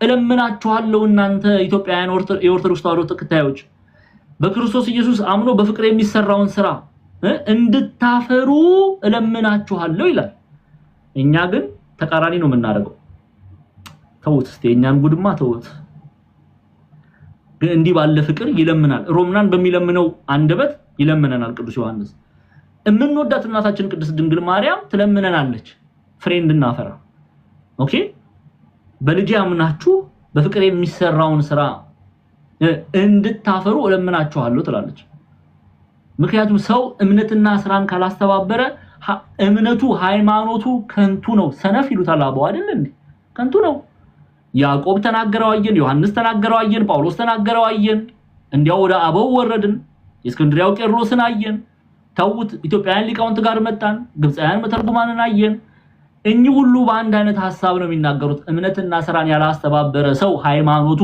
እምነቱ ማለት ነው ከንቱ ነው ፍሬ የለውም እሺ ቁጥር 8 ይሄው እንደ ተዛዙ መንሄድ ዘንድ ይህ ፍቅር ነው ከመጀመሪያ እንደሰማችሁ በእርሷ ተሄዱ ዘንድ ተዛዝ ይህቺ ናት ካለ በኋላ አሁን ስለሙሉ ደሞዝ ይናገራል ብዙ አሳቶች ወደ ዓለም ገብተዋልና እነርሱም ኢየሱስ ክርስቶስ በስጋ እንደመጣ የማያምኑ ናቸው ይህ አሳቱና የክርስቶስ ተቃዋሚ ነው እሺ ቀጥይ ሙሉ ደሞዝ እንድትቀበሉ እንጂ የሰራችሁትን እንዳታጠፉ ለራሳችሁ ተጠንቀቁ አለ አሁን ሲጀምር አመስግኖ ጀምሮ በእምነት በፍቅር የሚሰራን ስራ እሷና ልጆቿ ያፈሩ አንዳንድ ልጆቿ ያፈሩ ስለሆነ አመስግኗቸዋል አሁን ደግሞ ያስጠነቅቃቸዋል ፍጻሜ ድረስ መሄድ አለባታ እምነቱን ከሥራ ጋር ይዛ እስከ ፍጻሜ ድረስ መሄድ ስላለባት ምን ይላታል ቅዱስ ዮሐንስ ሙሉ ደሞዝ እንድትቀበሉ እንጂ የሰራችሁትን እንዳታጠፉ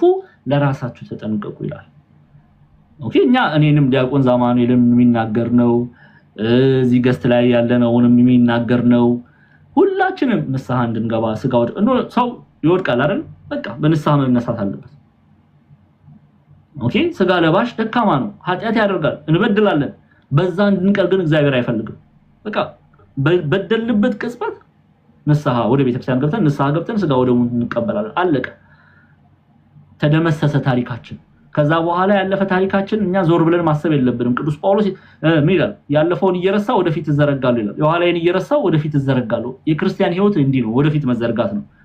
አይ እንዲያው ዲያቆን እኔ ትላንትና እኮ እንዲያደርጋለሁ ብለን ወደ ኋላ የምንመለከት ከሆነ እንግዲህ የጨው ሆነን ነው የምንቀረው ማለት ነው። ወደፊት ነው ክርስቲያን የሚዘረጋው። ስለዚህ ሙሉ ደሞዝ እንድትቀበሉ እንጂ የሰራችሁትን እንዳታጥፉ ለራሳችሁ ተጠንቀቁ። እምነትና ስራን አስተባብራችሁ ያዙ። ይሄ ነው የሐዋርያት ትምህርት። ይሄ ነው የኦርቶዶክስ ተዋሕዶ ቤተክርስቲያን ትምህርት። እምነት ከስራ ጋር ማስተባበር እንዳለብን። ከዚህ ውጪ የሆነ የአጋንንት ትምህርት ነው። በፍቅር የሚሰራ ስራ ባንተ ውስጥ አይገለጥ የሚል የአጋንንት ትምህርት ነው። የዲያብሎስ ትምህርት ከእግዚአብሔር አይደለም።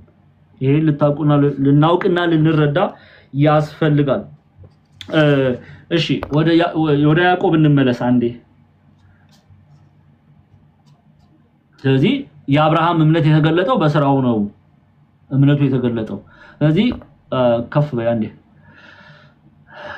ቁጥር 23 እሺ ቁጥር 22 እና 22 ላይ ነው እዛ ላይ ነው እምነት ከስራው ጋር አብሮ ያደርግ እንደነበረ በስራም እምነት እንደተፈጸመ ትመለከታለህን ይላል።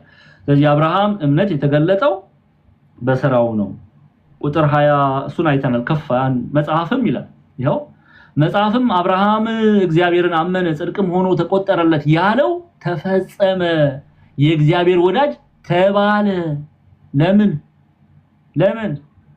ዘፍጥረት ምዕራፍ 22 ላይ ቅድም ያን ሁሉ ሰዓት ወስደን ስናይ እንደነበረው ዘፍጥረት ምዕራፍ 22 ላይ እግዚአብሔር አምላክ ይስሐቅን ይሰዋለት ዘንድ ጠየቀ።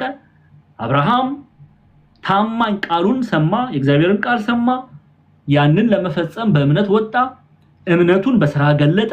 ስለዚህ ያዕቆብ በዘፍጥረት ምዕራፍ 15 ላይ ያለውን ቃል ያነሳል። ዘፍጥረት ምዕራፍ 15 ላይ ቁጥር 6 ላይ አብርሃምም እግዚአብሔርን አመነ ጽድቅም ሆኖ ተቆጠረለት ያለው ተፈጸመ፣ እምነቱ በስራ ተገለጠና ተፈጸመ። ስለዚህ የእግዚአብሔር ወዳጅ ተባለ።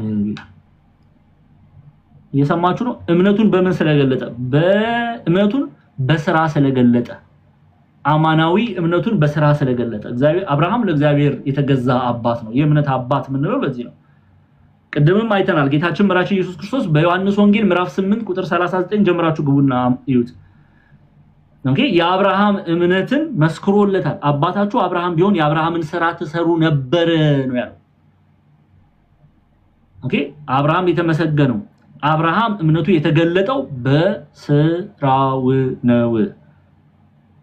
ለዚህ ነው መጽሐፍም አብርሃም እግዚአብሔር አመነ ጽድቅም ሆኖ ተቆጠረለት ያለው ተፈጸመ፣ የእግዚአብሔር ወዳጅ ተባለ ካለ በኋላ ሰው በእምነት ይላል። ይሄው አሁንም ደግሞ ያስቀምጠዋል ያዕቆብ። የአብርሃም እምነትና ስራን አብርሃም አስተባብሮ የያዘ ነው፣ አማናዊ ነው። ስለዚህ ሰው በእምነት ብቻ ይላል። በነገራችን ላይ በእምነት ብቻ የሚለው መጽሐፍ እዚህ ክፍል ብቻ ነው የምታገኙት። የለም በእምነት ድናችኋል ይላል። በእምነት ብቻ ግን የሚል እዚች የያዕቆብ መልእክት ላይ ብቻ ነው የምታገኙት። ሰው በእምነት ብቻ ሳይሆን በስራ እንዲጸድቅ ታያላችሁ አለ ያዕቆብ። በእምነት ብቻ አይደለም ሰው የሚድነው የሚጸድቀው አለ፣ በስራ እንዲጸድቅ ታያላችሁ። ታዲያ ያዕቆብ ተሳስቷል እንዴ ጎበዝ? ከጌታችን ከመድኃኒታችን ከኢየሱስ ክርስቶስ ጋር አብሮ ያደገ ነው። ታላቅ ሐዋርያ ነው። ከ12ቱ ሐዋርያት አይደለም የሚቆጠረው ግን ሐዋርያ ነው። ወንጌልን ሰብኳልና ካንድም ወደ ሌላም ቦታ እየተመላለሰ የጸሎት ሰው ነው። ሰው በእምነት ብቻ ነው ያለው። ቃሉን በደንብ ግልጽ አድርጎ ያስቀምጣል። የትም ቦታ ላይ ብቻ የሚለውን ቃል አታገኙ። ሰው በእምነት ብቻ ሳይሆን በስራ እንዲጸድቅ ታያላችሁ ይላል። አያችኋል? ሰው በእምነት ብቻ ሳይሆን በስራ እንዲጸድቅ ታያላችሁ። ስለዚህ የአብርሃም እምነት በምን የተገለጠ ስለሆነ ነው እንደዚህ ብሎ የሚያስቀምጠው ያዕቆብ? በስራው የተገለጠ ስለሆነ ነው። ስለ ረዓብ ከማየታችን በፊት ስለ ረዓብ ከማየታችን ሁለት ምሳሌ ነው የሚሰጠን። አብርሃምን ብቻ አይደለም ያዕቆብ የሚሰጠን፣ ረዓብንም ይሰጠናል። ረዓብ ማናት የሚለውን በመጽሐፈ ኢያሱ ምዕራፍ 6 ላይ እንመለከታለን። ግን የአብርሃም እምነት የተገለጠው ይሄን ልናቅና ልንረዳ ያስፈልጋል፣ በስራው ነው። እስቲ እሺ አንድ ሁለት የመጽሐፍ ቅዱስ ክፍል አንድ የመጽሐፍ ቅዱስ ክፍል እናያለን ከአበው ደግሞ ከቤተክርስቲያን አባቶች ይሄን ክፍል ስለ አብርሃም እምነት ከተናገሩት ደግመን የእስክንድሪያው ቅዱስ ቄርሎስን እንመልከት እሺ አንዴ ላንብብላችሁ በእንግሊዘኛ ነው የአብርሃምን እምነት Cyril of Alexandria እንዲላል እንዲ ብሎ ይናገራል Abraham ይላል Abraham who was called the friend of God Abraham who was called the friend of God proved himself faithful by becoming obedient to the word of God በደንብ ስሙ ደግሜ ላንብበው Abraham who was called the friend of God Abraham የእግዚአብሔር ጓደኛ ተብሎ የተጠራው ይለናል Abraham who was called the friend of God proved himself ራሱን proved ያደረገው የገለጠው በምኑ ነው ታማኝ መሆኑን ራሱ ታማኝ መሆኑን የገለጠው ይላል proved himself faithful by becoming obedient to the word of God ይላል ከኔ ጋር ናችሁ አብርሃም የእግዚአብሔር ጓደኛ ባለሟል ወዳጅ ተብሎ የተገለጠው አብርሃም ራሱን የገለጠው እምነቱን ያስመሰከረው የገለጠው የእግዚአብሔርን ቃል በመስማት ነው ይላል እኔ አይደለም የምናገረው Cyril of Alexandria ቄርሎስ እስክንድሪያ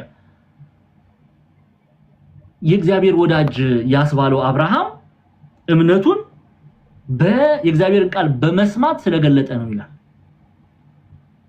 አራየንም እንዴ እስቲ አንድ ጊዜ የእግዚአብሔር መልአክ ምንድነው ያለው ዘፍጥረት 22 ላይ ወሰጅልኝ ቁጥር 15 አንዴ ደግመን እንመልከተው እስቲ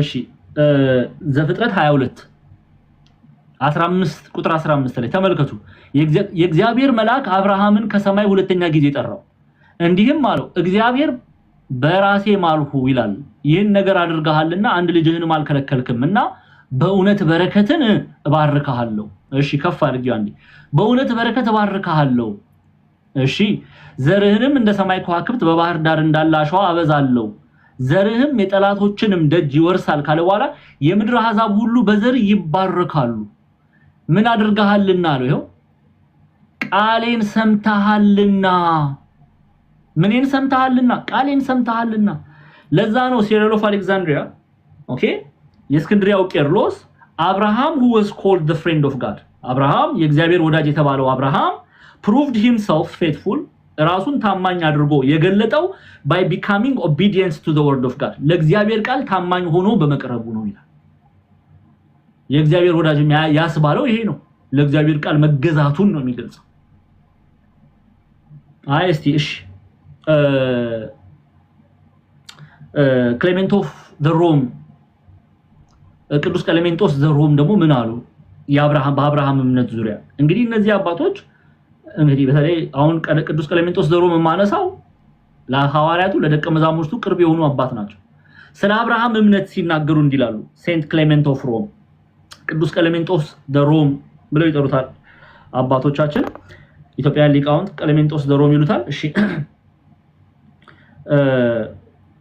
አንዴ ሙሉን ሐሳቡን ላምብቦ ተመሳሳይ ሐሳብ ነው የእግዚአብሔር ወዳጅ የተባለው አብርሃም ራሱን በእምነት ያስረገጠ ለእግዚአብሔር ቃል ታማኝ ሆኖ ሲገኝ ነው ይላሉ ቅዱስ ክሌሜንቶስ ዘ ሮም ናቸው የሚናገሩት ቅዱስ ቄርሎስ የተናገሩት እንዴ የቅዱስ ክሌሜንቶስ ዘ ሮም Abraham who was called the friend of God proved himself faithful by becoming obedient to the word of God ቅዱስ ክሌሜንቶስ ዘ ሮም አብርሃም የእግዚአብሔር ወዳጅ የተባለው የእግዚአብሔርን ቃል ጠብቆ ታማኝ ሆኖ ታማኝነቱን የእግዚአብሔርን ቃል በመጠበቅ ለእግዚአብሔር ቃል በመገዛት ነው ካለው ይላል ቅዱስ ቄርሎስ ደግሞ የሚናገሩትን ላምብብላችሁ on the one hand the blessed James ያዕቆብ ነው የሚናገሩት says that the works justified Abraham when he bound Isaac his son on the altar but on the other hand Paul says that he was justified by faith which appears to be contradictory አሁን ጳውሎስና ያዕቆብን የጳውሎስና ያዕቆብን ሐሳብ ነው የሚያነሱት however this is to be understood as meaning that Abraham believed before he had Isaac and that Isaac was given to him as a reward for his faith likewise when he bound Isaac to the altar he did not merely do the work which was required of him but he did it with the faith that in Isaac his seed would be as numberless as the stars of heaven believing that God could raise him from the dead ምን ማለት ነው በአንድ በኩል ብሎ ይጀምራል በአንድ በኩል አሁን ቄርሎስ ለእስክንድርያ ነው የሚናገረው የጳውሎስንና ያዕቆብን ቃል ያነሱና በአንድ በኩል የተባረከው ያዕቆብ አብርሃም ልጁን ይስሐቅን ሊሰዋው በመሰዊያ ላይ ሲያስረው በስራው ጸድቋል ብሎ ሲናገር በሌላ በኩል ደግሞ ቅዱስ ጳውሎስ አሁን የቅዱስ ጳውሎስና የያዕቆብን ክፍል ያነሳል ቅዱስ ጳውሎስ የጸደቀው በእምነቱ ነው ይላል እሺ ይሄ ደግሞ ተቃራኒ ሐሳብ ያለው ይመስላል አለው ይያል አይደለም ልንጠነቀቅ ያስፈልጋል ቄርሎስ ይሄን ሲናገር ያለው ይመስላል አለ እንጂ አለው ይያል አይደለም ኖ ጳውሎስና ያዕቆብ አንድ ቃል ነው የሚናገሩት የተለያየ ሐሳብ የላቸው ስሙ ይሁን እንጂ ይህን ልንረዳው የምንችለው አብርሃም ይስሐቅን ከማግኘቱ በፊት ማመኑንና ይስሐቅን ለአብርሃም ለእምነቱ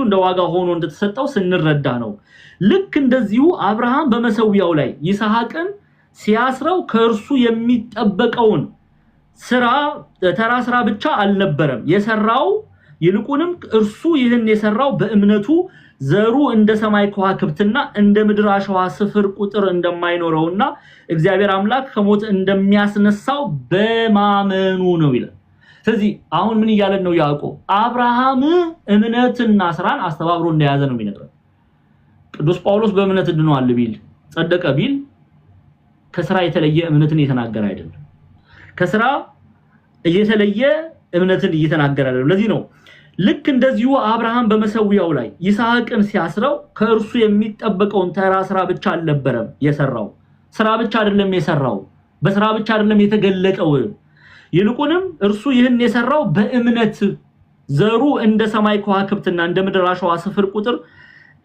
እንደሚኖረውና ይቅርታ እግዚአብሔር አምላክ ከሞት እንደሚያስነሳው በማመኑ ነው እንደማይኖር ሳይሆን እንደሚኖረው በማመኑ ነው በእግዚአብሔር ላይ በማመኑ ነው ይላል ደግመን እንየው on the other hand ይላል ቄርሎስ ለእስክንድርያ በደም የሁለቱን ሐሳብ ሲያስታርቅ ያልተጣላም ለኔና ለናንተ ነው የሚያስታርቀው ጳውሎስና ያዕቆብ ተስማምተዋል እነሱ on the one hand the blessed James says that the work justified Abraham when he bound Isaac his son on the altar but on the other hand Paul says that he was justified by faith በእምነት የጸደቀው ጳውሎስ በእምነት ጸደቀ ቅዱስ ያዕቆብ ደግሞ በሥራ ጸደቀ አለ አሁን እነዚህን ሁለት ያመጣና ቄርሎስ which appears to be contradictory የሚጋጭ ይመስላል የተጋጨ አይደለም የሚጋጭ ግን ይመስላል አለ እሺ however this is to be understood as meaning that Abraham believed before he had Isaac okay ይስሐቅን እግዚአብሔር አምላክ ለአብርሃም ከመስጠቱ በፊት አብርሃም አስቀድሞ አምኖ ነበር ይያለ ነው okay however this is to be understood as meaning that Abraham believed before he had Isaac and that Isaac was given to him as a reward for his faith likewise when he bound Isaac to the altar he did not merely do the work which was required of him but he did it with the faith that in Isaac his seed would be as numberless as the stars of heaven believing that God could raise him from the dead አሁንም ደግሜ ልናገረውና ግልጽ ይሆንልናል ማለት ነው በአንድ በኩል የተባረከው ያዕቆብ ትርጉሙን ነው እንትን ብለው በአንድ በኩል የተባረከው ያዕቆብ the blessed James ያዕቆብን ነው የሚያነሳው የተባረከው ያዕቆብ አብርሃም ልጁን ይስሐቅ ሊሰዋ በመሰዊያው ላይ ሲያስረው በስራው ጸድቋል ብሎ ሲናገር በሌላ በኩል ደግሞ ቅዱስ ጳውሎስ የጸደቀው በእምነት ነው ይላል እሺ ይሄ ደግሞ በነገራችን ላይ በእምነት ነው ይላል እንጂ በእምነት በደንብ ስሙ በእምነት ብቻ የሚለውን ያዕቆብ ላይ ነው የምናገኘው ሰው በእምነት ብቻ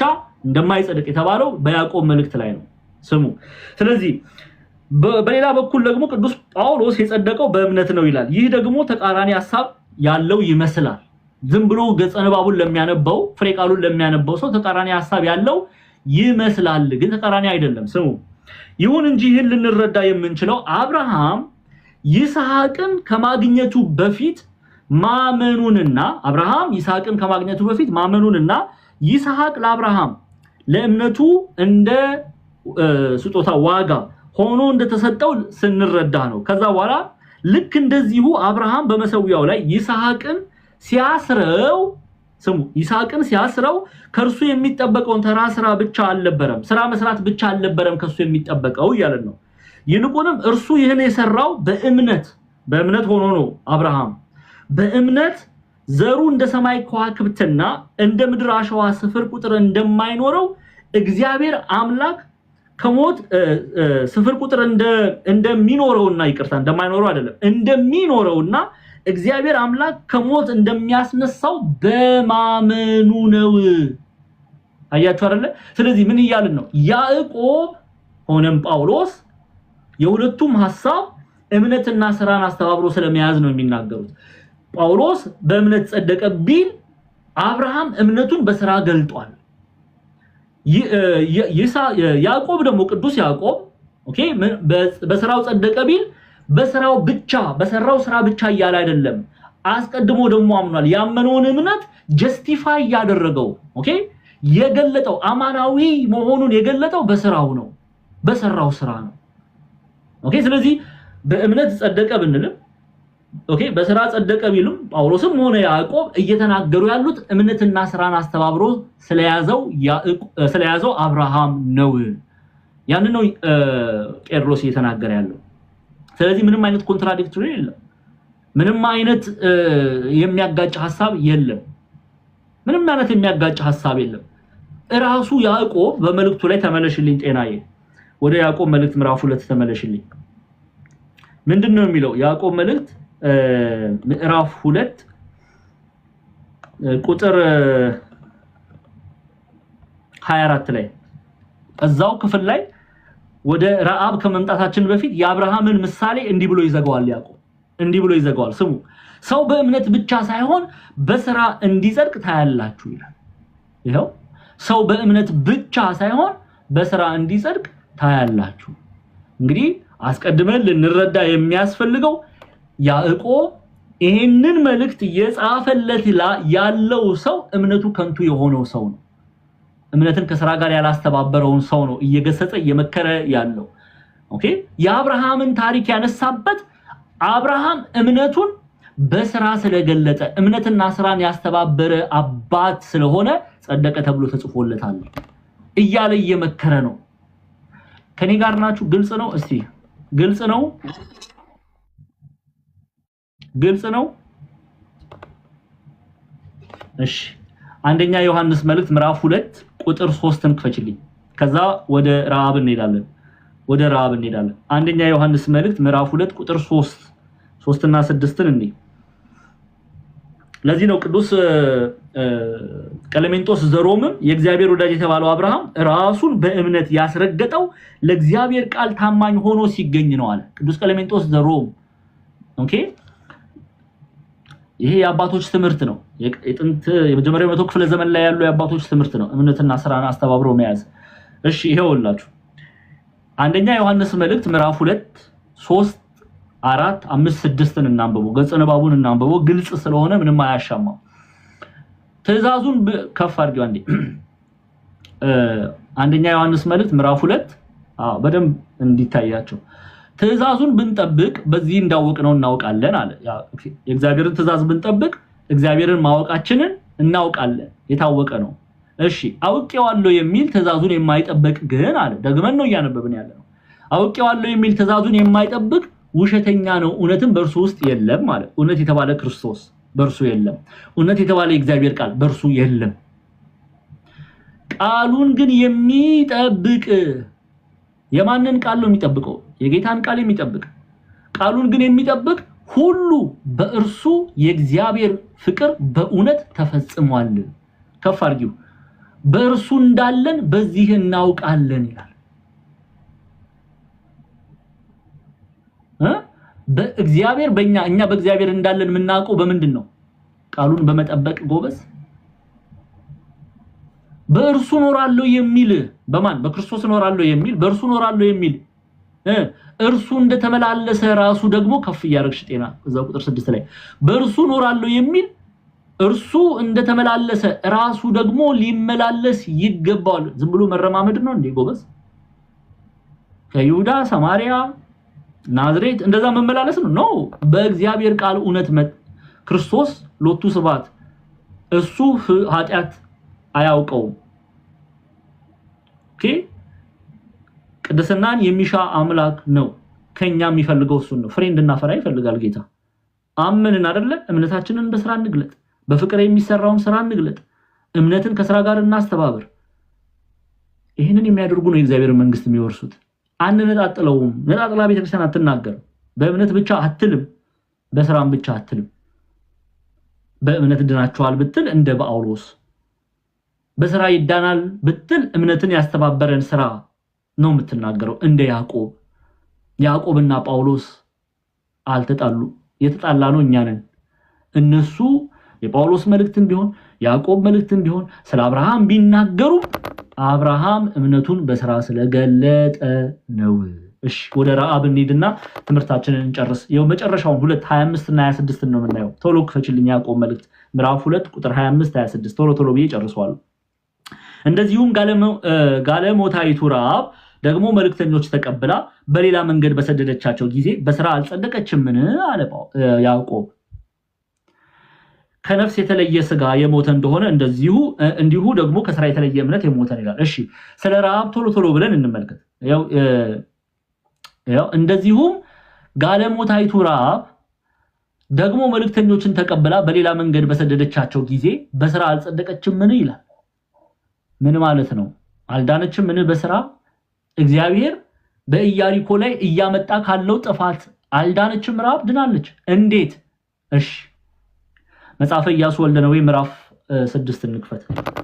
አንዴ መጽሐፈ ኢያሱ ወልደ ነዌ ምዕራፍ 2ን እንክፈት። ምዕራፍ 2 ላይ ታሪኩን ታገኛላችሁ። ስለ ረዓብ ስንናገር ረዓብ እምነቷንም መስክራለች። አማኝ ሴት ናት። ኦኬ እሺ እንመልከት። ኢያሱ ልክ ሲጀምር መጽሐፈ ኢያሱ ወልደ ነዌን ስታነቡ ምዕራፍ 2 ላይ የነዌ ልጅ ኢያሱ ብሎ ነው የሚጀምረው። ሄዳችሁ ምድሪቱን ኢያሪኮን እዩ ብሎ ከሰጢም 2 ሰላዮች በስውር ላከ። ሄዱም ረዓብ ወደሚሏት ጋለሞታ ቤት ገቡ፣ በዚያም አደሩ ይላል። ያው እናንተ ሙሉን አንብቡት፣ እኔ ሐሳቡን ልግለጽላችሁ። የረዓብን እምነት እናያለን፣ ምስክርነቱን እንሰማለን። ኦኬ ስራዋ ደግሞ ምንድነው የሚለውን እናያለን። ኦኬ ስለዚህ እነዚህ ሰላዮች 2 እስራኤላውያን ወደ ኢያሪኮ ገቡ። ረዓብ ሸሸገቻቸው። ጠላት ሊያጠፋቸው ቢመጣ ሊገድላቸው ቢመጣ እሷ ደበቀቻቸው፣ አተረፈቻቸው፣ ከሞት አተረፈቻቸው ረዓብ። አሁን ረዓብ ምን ብላ ስለ እስራኤል አምላክ ምን ብላ መሰከረች የሚለውን እንመልከት። ቁጥር 9 ላይ ነው ይልኝ። እሱን ዋና ቃሉን እናይና ሐሳቡን ሙሉን እናንተ አንብቡት። ምስክርነቷን ተመልከቱ። ቁጥር 9 ላይ መጽሐፈ ኢያሱ ወልደ ነዌ ምዕራፍ 2 ቁጥር 9 ጀምረን እንመልከት። ይኸው ሰዎቹንም እንዲህ አለቻቸው። ረዓብ ነው የምትናገረው። ሰዎቹንም እንዲህ አለቻቸው፣ እግዚአብሔር ምድሪቱን እንደሰጣችሁ እናንተንም መፍራት በላያችን እንደወደቀ በምድሪቱም የሚኖሩት ሁሉ ከፊታችሁ እንደቀለጡ አወቁ። እሺ ከፍ አድርጊው። ከግብጽ ምድር በወጣችሁ ጊዜ እግዚአብሔር የኤርትራን ባህር በፊታችሁ እንዳደረቀ፣ ስለ እስራኤላውያን አምላክ ነው የምትናገረው፣ እንዳደረቀ በዮርዳኖስ ማዶ በነበሩት እናንተም ፈጽማችሁ ባጠፋችኋቸው በሁለቱ በአሞራውያን ነገስታት በሴዎንና በአግ ያደረጋችሁትን ሰምተናል አለች። ይህንም ነገር ሰምተን ልባችን ቀለጠ። አምላካችሁም ማለት ስሙ፣ አሁን ምስክርነቷ አምላካችሁም ማነው? ረዓብ ነው የምትናገረው። አምላካችሁም ይህንም ነገር ሰምተን ልባችን ቀለጠ ካለች በኋላ አምላካችሁም እግዚአብሔር በላይ በሰማይ በታችን በምድር እርሱ አምላክ ነውና ከናንተ የተነሳ ከዚያ ወዲያ ለማንም ነፍስ አልቀረለትም ማለት አምላክነቱን መሰከረች። ኦኬ ለዚህ ነው የእምነት አባት ይቅርታ የእምነት ሴት አድርገው የሚያነሷት። ያዕቆብ አሁን ይሄ እምነቷን ስትመሰክር ተመልከቱ። በእምነቷ ብቻ ደግሞ አይደለም እምነቷን በስራ የገለጠች ሴት ናት። ኦኬ እስራኤላውያንን ምን ብላለች? ሸሽጋቸዋለች። ቤቷ ሆስፒታሊቲ አርጋ ከፍታለች። ኦኬ የእንግዶች ማደሪያ አርጋ አስቀምጣለች። በቤቷ ውስጥ የገቡት ኦኬ ከጠላት ፈላጻ እንዲጠበቁ አድርጋለች። ስለዚህ እግዚአብሔር እናንተን በሰማ ጊዜ ኦኬ እዛው ክፍል ላይ ይህንም ሰምታችሁ ቁጥር 11 ላይ ነው ይልኛል። ከቁጥር 12 ሶሪ ቁጥር 12 ላይ አሁን ስሙ። ይሄን ምስክርነት ካቀረበች በኋላ ረዓብ ምን አለች? አሁንም ባካችሁ በእግዚአብሔር ማሉልኝ፣ በእውነትም ምልክት ስጡኝ። እኔ ለእናንተ ቸርነት እንደሰራው እሺ እናንተ ደግሞ ለአባቴ ቤት ቸርነት እንድትሰሩ ከፍ በይ ከፍ ቶሎ እያልን እየጨረሰን እንጂ አባቴንና እናቴን ወንድሞቼን እህቶቼን ያላቸውን ሁሉ እንድታድኑ ሰውነታችንንም ከሞት እንድታድኑ ሰዎቹም ይህን በነገረቻቸው ባትገልጪ ነፍሳችንን በነፍሳችሁ ፈንታ ለሞት ይሆናል። እግዚአብሔርም ምድሪቱን በሰጠን ጊዜ ካንቺ ጋር ቸርነትንና እውነትን እናደርጋለን አሏት። ስለዚህ እግዚአብሔር እናንተን ሲያስብ እኔን አስቡኝ፣ ቤተሰቦቼን እሷን ብቻ አይደለም እዛው ቁጥር አባቴንም ትላለች እናቴንም ወንድሞቼንም እህቶቼንም ያላቸውንም ሁሉ እንድታድኑ ሰውነታችንንም ከሞት እንድታድኑ አለቻቸው። ታሪኩም ረጅም ነው። እግዚአብሔር አምላክ ባሰባቸው ጊዜ እርሷንም አሰባት። ለዚህ ነው ያዕቆብ ወደ ያዕቆብ መልእክት እንመለስ። ምን አለ?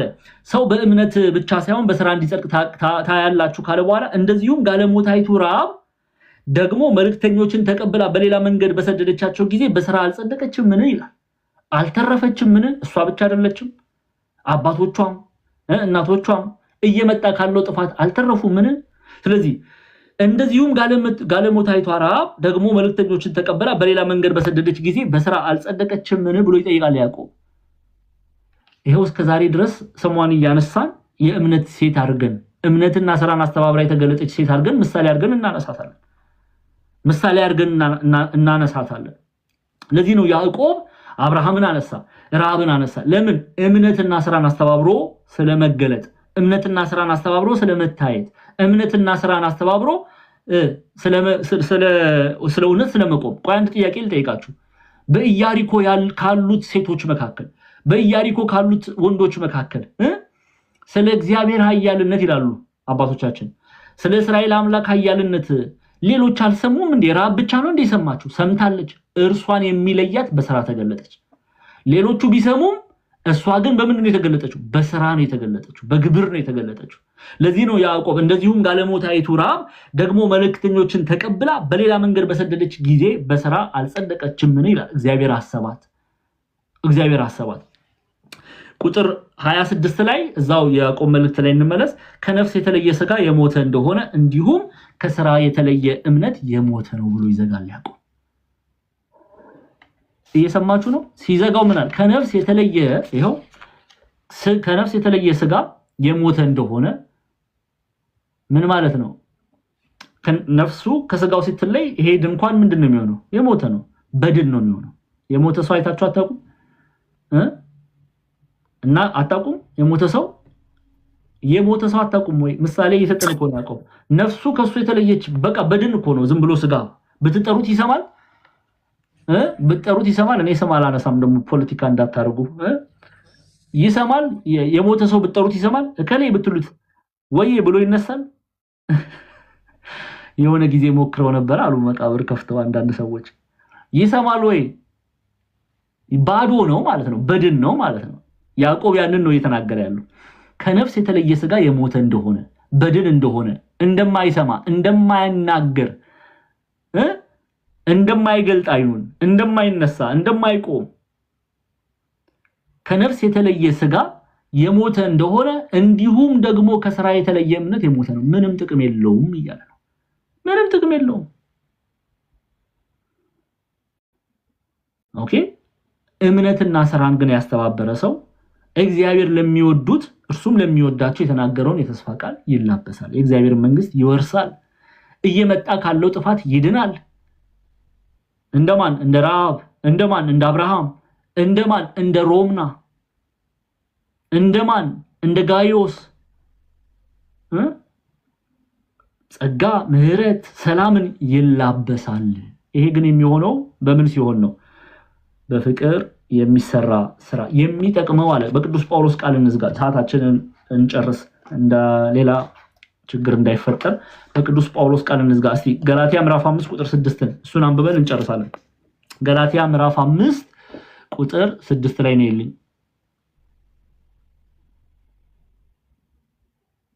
የሚጠቅመው ይላል ቅዱስ ጳውሎስ ለገላትያ ክርስቲያኖች መልእክት ሲጽፍ በታናሿ እስያ ኤዥያ ማይነር ላይ ዛሬ ላይ ቱርክ።